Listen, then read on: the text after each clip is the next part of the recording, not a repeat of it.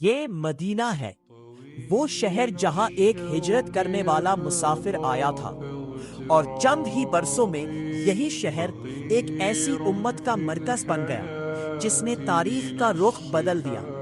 یہ وہ شہر ہے جہاں رسول اللہ صلی اللہ علیہ وآلہ نے انسان کو انسان کی عزت سکھائی، جہاں غلام بلال کی آواز بلند ہوئی، جہاں مہاجرین اور انصار بھائی بھائی بنے، جہاں مسجد صرف عبادت کی جگہ نہیں تھی بلکہ علم، عدل، اخوت اور انسانیت کا مرکز تھی۔ لیکن آج ہم تاریخ کے ایک ایسے لمحے میں داخل ہو رہے ہیں جس کا تصور بھی مدینہ والوں کے لیے ناقابل برداشت تھا۔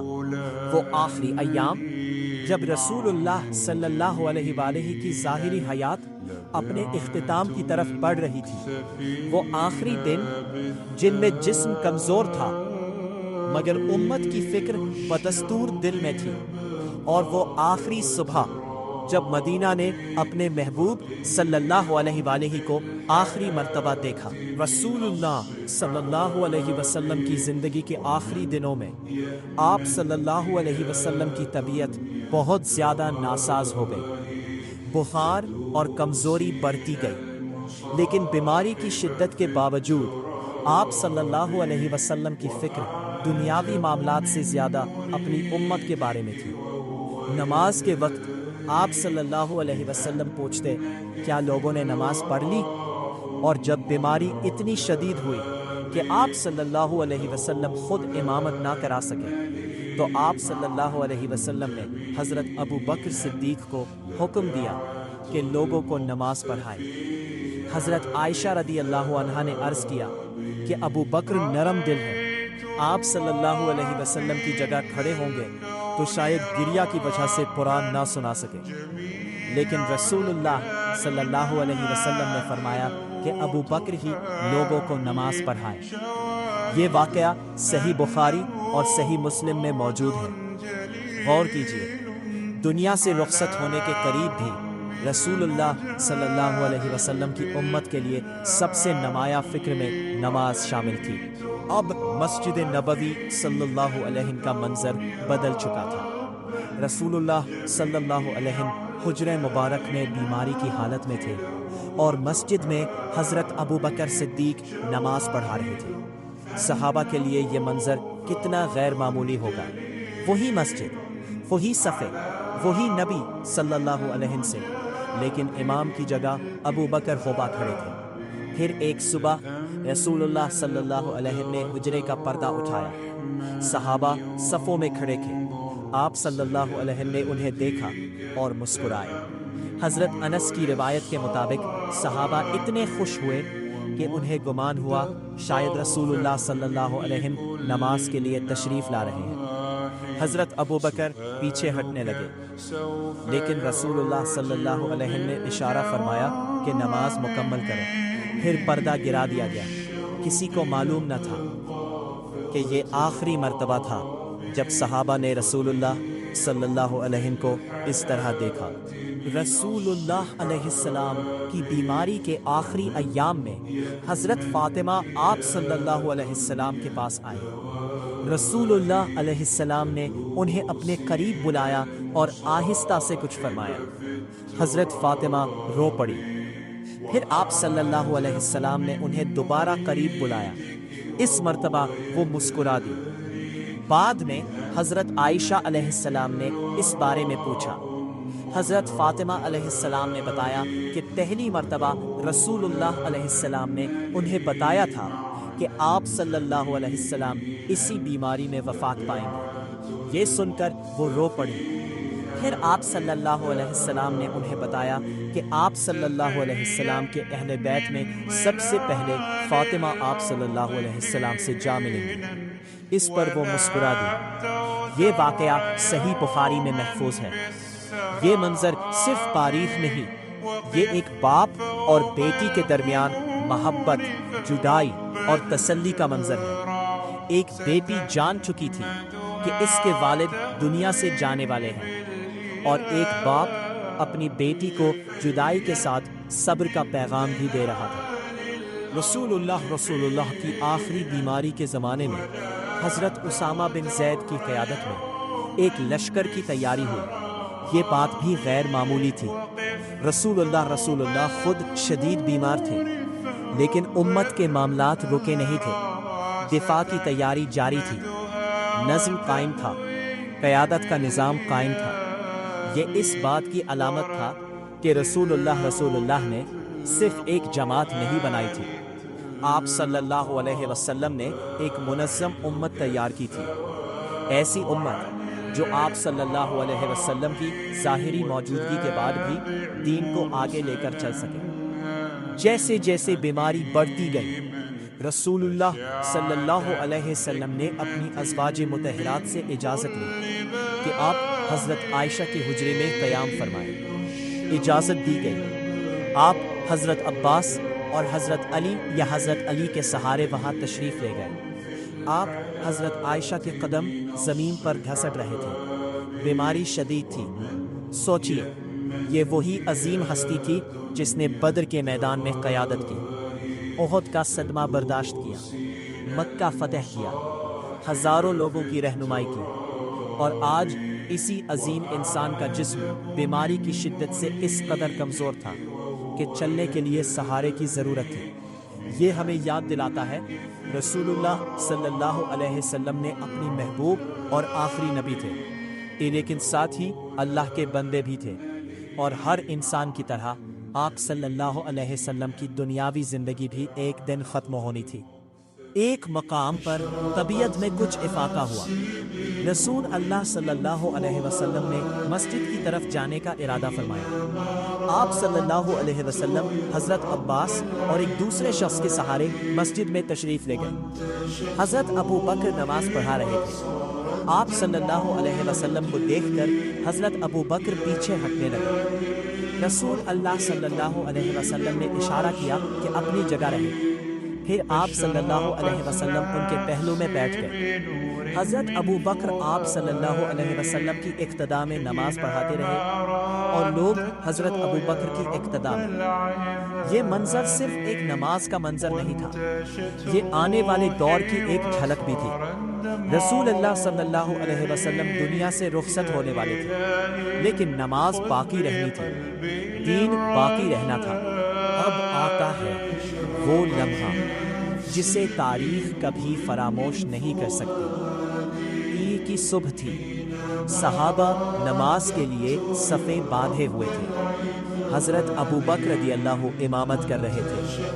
اچانک رسول اللہ صلی اللہ علیہ وسلم نے حجرہ عائشہ کا پردہ اٹھایا، صحابہ کی طرف دیکھا۔ آپ صلی اللہ علیہ وسلم کے چہرے مبارک پر مسکراہٹ تھی۔ صحابہ خوشی سے بے قرار ہو گئے۔ حضرت ابو بکر رضی اللہ تعالیٰ نے سمجھا شاید رسول اللہ صلی اللہ علیہ وسلم کے باہر تشریف لا رہے ہیں۔ وہ پیچھے ہٹنے لگے، لیکن رسول اللہ صلی اللہ علیہ وسلم نے اشارہ کیا کہ نماز مکمل کرو۔ پھر پردہ گر گیا اور آپ صلی اللہ علیہ وسلم اپنے حجرے میں واپس تشریف لے گئے۔ صحابہ کو کیا معلوم تھا کہ یہ آخری صبح تھی، چند ہی لمحوں بعد مدینہ کی فضا ہمیشہ کے لیے بدلنے والی تھی۔ رسول اللہ علیہ السلام حضرت عائشہ کے حجرے میں تھے، بیماری انتہائی شدید ہو چکی تھی۔ حضرت عبد الرحمن بن ابی بکر حجرے میں داخل ہوئے، ان کے ہاتھ میں مسواک تھی۔ رسول اللہ علیہ السلام نے مسواک کی طرف دیکھا۔ حضرت عائشہ سمجھ گئیں کہ آپ صلی اللہ علیہ وسلم مسواک کرنا چاہتے ہیں۔ انہوں نے اسے لیا، نرم کیا اور رسول اللہ کو پیش کیا۔ آپ صلی اللہ علیہ وسلم نے مسواک کی، یہاں تک کہ آخری وقت بھی پاکیزگی اور سنت کا یہ عمل آپ صلی اللہ علیہ وسلم کی زندگی کا حصہ رہا۔ حضرت عائشہ بیان کرتی ہیں کہ رسول اللہ علیہ السلام ان کے سینے سے ٹیک لگائے ہوئے تھے۔ پھر آپ صلی اللہ علیہ وسلم نے اپنا ہاتھ یا انگلی بلند کی اور فرمایا پھر رفیق الاعلیٰ یعنی اولا ترین رفیق کے ساتھ۔ یہ الفاظ 3 مرتبہ کہے گئے اور پھر رسول اللہ علیہ السلام اپنے رب سے جا ملے۔ وہ لمحہ جس کا تصور بھی صحابہ کے لیے ناقابل برداشت تھا۔ ذرا تصور کیجئے، ایک ایسا شہر جس نے 10 سال تک अपने नबी अलैहिस्सलाम को अपने दरमियान देखा था। अब अचानक वो रसूलुल्लाह सल्लल्लाहु अलैहि वसल्लम के बगैर था। सहाबा के लिए ये खबर नाकाबिले यकीन थी। हजरत उमर सदमे में थे। वो इस खबर को मानने के लिए तैयार नहीं थे कि रसूलुल्लाह सल्लल्लाहु अलैहि वसल्लम वफात पा गए हैं। ये इंसानी मोहब्बत थी। ये वो मोहब्बत थी जो बरसों की सोहबत से पैदा हुई थी। फिर हजरत अबू बकर सिद्दीक तशरीफ लाए। उन्होंने रसूलुल्लाह सल्लल्लाहु अलैहि वसल्लम के चेहरे मुबारक को देखा। आप सल्लल्लाहु अलैहि वसल्लम को बोसा दिया और लोगों के सामने आए। उन्होंने कुरान की इस हकीकत की तरफ उम्मत को मुतवज्जो किया, वमा मुहम्मदुन इल्ला रसूल, मोहम्मद अलैहिस्सलाम तो अल्लाह के रसूल हैं। आप सल्लल्लाहु अलैहि वसल्लम से पहले भी रसूल गुजर चुके हैं। अगर वो वफात पा जाए या शहीद कर दिए जाए तो क्या तुम अपनी एड़ियों के बल फिर जाओगे? सूरह आले इमरान की ये आयत इस मौके पर उम्मत के लिए एक अजीम सहारा बनी। हजरत अबू बकर सिद्दीक ने वाज़ेह कर दिया, रसूलुल्लाह सल्लल्लाहु अलैहि वसल्लम से मोहब्बत अपनी जगह, लेकिन इबादत सिर्फ अल्लाह की है। रसूलुल्लाह सल्लल्लाहु अलैहि वसल्लम दुनिया से रुखसत हो गए, लेकिन आप सल्लल्लाहु अलैहि वसल्लम का लाया हुआ दीन बाकी है। रसूलुल्लाह अलैहिस्सलाम की वफात सिर्फ एक खानदान या एक शहर का गम नहीं थी। ये पूरी उम्मत के लिए एक अजीम इम्तिहान था। अब कोई वही लेकर नहीं आने वाला था। कोई नबी उम्मत के दरमियान मौजूद नहीं था, लेकिन कुरान मौजूद था, सुन्नत मौजूद थी, सहाबा मौजूद थे, और वो मिशन मौजूद था जो रसूलुल्लाह अलैहिस्सलाम ने शुरू किया था। यही वो मकाम था जहां इस्लामी तारीख का एक नया बाब शुरू हुआ। रसूलुल्लाह अलैहिस्सलाम की जिंदगी का इख्तिताम रसूलुल्लाह अलैहिस्सलाम के मिशन का इख्तिताम नहीं था। रसूलुल्लाह अलैहिस्सलाम की तदफीन इसी हुजरे में हुई जहां आपका विसाल हुआ था। हजरत अबू बकर रदियल्लाहु अन्हु से मरवी रिवायत के मुताबिक अंबिया अलैहिमुस्सलाम इसी जगह दफन किए जाते हैं जहां उनकी वफात होती है। यूं वो हुजरा जो रसूलुल्लाह अलैहिस्सलाम की आखिरी सांसों का गवाह था, वही आपका आराम गाह भी बना। बाद के अदवार में मस्जिद नबवी अलैहिस्सलाम की तौसी हुई और ये मकाम मस्जिद के इहाते का हिस्सा बन गया। आज जब दुनिया भर से मुसलमान मदीने मुनव्वरा आते हैं तो इसी मकाम के करीब खड़े होकर दुरूद और सलाम पेश करते हैं। रबीउल अव्वल पाकिस्तान समेत दुनिया के बहुत से मुसलमानों के लिए मोहब्बत रसूलुल्लाह अलैहि वसल्लम के इजहार का एक अहम मौका है। घरों में दरूद पढ़ा जाता है, मसाजिद में महाफिल होती हैं, नाते पढ़ी जाती हैं, सीरत बयान की जाती है। हम इस मौके को मोहब्बत रसूलुल्लाह अलैहि वसल्लम और सीरत रसूलुल्लाह अलैहि वसल्लम को समझने का जरिया बना सकते हैं। असल सवाल ये नहीं कि हम एक दिन कितनी देर तक नात सुनते हैं। असल सवाल ये है, हम अपनी ज़िंदगी में रसूलुल्लाह सल्लल्लाहु अलैहि वसल्लम की सीरत कितनी जगह देते हैं। अगर हम रसूल अल्लाह सल्लल्लाहु अलैहि वसल्लम से मोहब्बत करते हैं तो उस मोहब्बत का पहला असर हमारी नमाज में नज़र आना चाहिए, दूसरा हमारे अखलाक में, तीसरा हमारे मुआमलात में, चौथा हमारे घर में, पांचवा हमारे माशरे में। अगर हम सीरत पढ़ते हैं लेकिन झूठ बोलते हैं तो हमें रुक कर सोचना चाहिए। अगर हम नात पढ़ते हैं लेकिन वालिदैन से बदसलूकी करते हैं तो हमें रुक कर सोचना चाहिए। अगर हम दुरूद पढ़ते हैं लेकिन किसी गरीब का हक खाते हैं तो हमें रुक कर सोचना चाहिए। अगर हम रसूल अल्लाह सल्लल्लाहु अलैहि वसल्लम की मोहब्बत का दावा करते हैं तो हमें आप सल्लल्लाहु अलैहि वसल्लम के अखलाक को अपनी ज़िंदगी का हिस्सा बनाना होगा। कुरान कहता है, व इन्नका लअला खुलुकिन अज़ीम, बेशक आप सल्लल्लाहु अलैहि वसल्लम अजीम अखलाक पर फाइज हैं। और कुरान ही हमें बताता है, लक़द काना लकुम फी रसूलिल्लाहि उस्वतुन हसनतुन, यकीनन तुम्हारे लिए रसूल अल्लाह सल्लल्लाहु अलैहि वसल्लम की ज़िंदगी में बेहतरीन नमूना मौजूद है। वो दिन जब मदीना की गलियां खामोश हो गईं, वो मस्जिद जहां रसूलुल्लाह सल्लल्लाहु अलैहि वसल्लम नमाज पढ़ाते थे, वहीं सहाबा ने आप सल्लल्लाहु अलैहि वसल्लम के बाद सफ़े संभाली। وہ گھر جہاں وحی کے پیغامات آتے تھے، وہی گھر تاریخ کے سب سے عظیم انسانی ورثے کا امین بن گیا۔